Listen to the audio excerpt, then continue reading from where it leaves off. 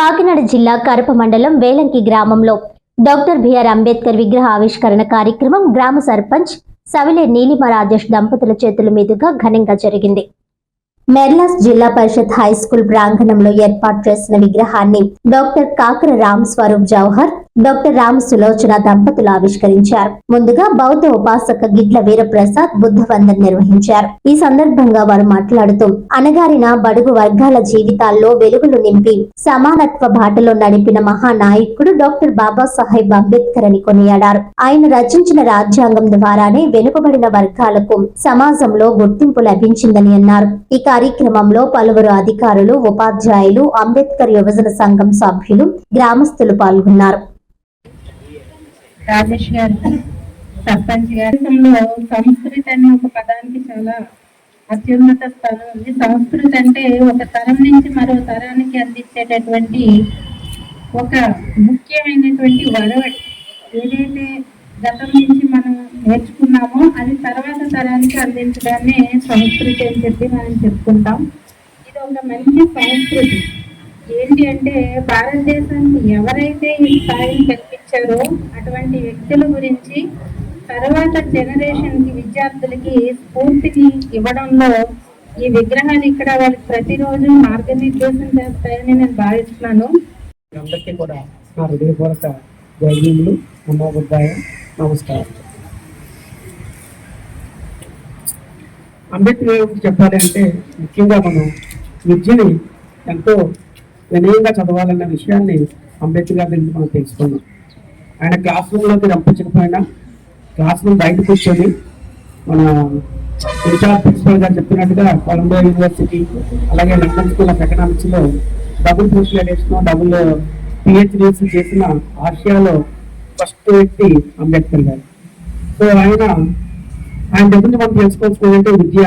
So ఏ విద్య అయినా సరే, మీరు టీచర్ అవ్వచ్చు, లేకపోతే ఒక లెక్చరర్ అవ్వచ్చు, లేకపోతే ఒక ఇంజనీర్ అవ్వచ్చు, లేకపోతే ఇంకొక వృత్తిలో ఉండొచ్చు. ఆ వృత్తిలో నైపుణ్యాన్ని, మ్యాక్సిమం నైపుణ్యాన్ని సంపాదించుకోవడానికి అంబేద్కర్ మనం ఒక స్ఫూర్తిగా తీసుకోవాలి. రెండవ విషయం ఏంటంటే అంబేద్కర్ విషయంలో మనం తెలుసుకోవాల్సింది టైం మేనేజ్మెంట్. చాలా మంది 99% ఆఫ్ ద పీపుల్ టైంని చాలా వేస్ట్ చేస్తూ ఉంటారు. సో ఆ విషయంలో అంబేద్కర్ ఒక్క నిమిషాన్ని కూడా వేస్ట్ చేయకుండా చాలా తక్కువ టైంలోనే ప్రపంచంలోనే అతి కష్టమైన భారత రాజ్యాంగాన్ని ఆయన రాసిపెట్టి ఉన్నారంటే ఆయన పగలు రోజు బహుశా 18 గంటల నుంచి 20 గంటల వరకు ఆయన శ్రమ పడేవాడు. ఈ విధంగా ఉన్నాయి కాబట్టి మీరు అంబేద్కర్ పుస్తకాన్ని ప్రతి విద్యార్థి చదవాలి. ఆయన భారతదేశానికి రత్నం కాదు, ప్రపంచ రత్నం. ఆయన గురించి ఎంత తెలుసుకుంటే మనం ఎంత చిన్నవాళ్ళం అనేది తెలుస్తుంది. బ్రతికుండగా ఎక్కువ తిట్లు తిన్నాడు. ఎవరైతే బతికుండగా ఎక్కువ తిట్లు తిన్నారో అటువంటి నాయకుల్లో మొదటివాడు బాబాసాహెబ్ అంబేద్కర్.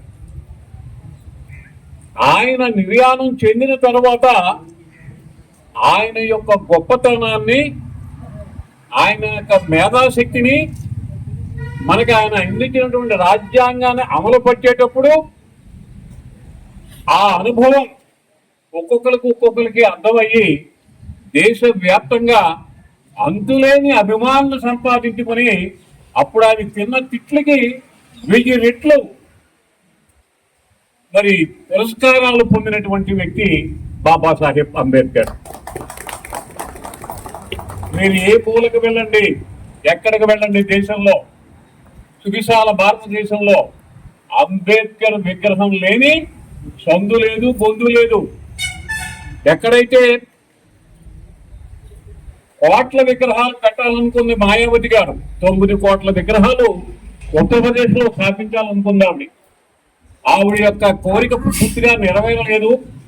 కానీ ఈనాటికి అంబేద్కర్ యొక్క విగ్రహాలు పుంఖాను పుంఖాలుగా నెలకొల్పబడుతూనే ఉన్నాయి.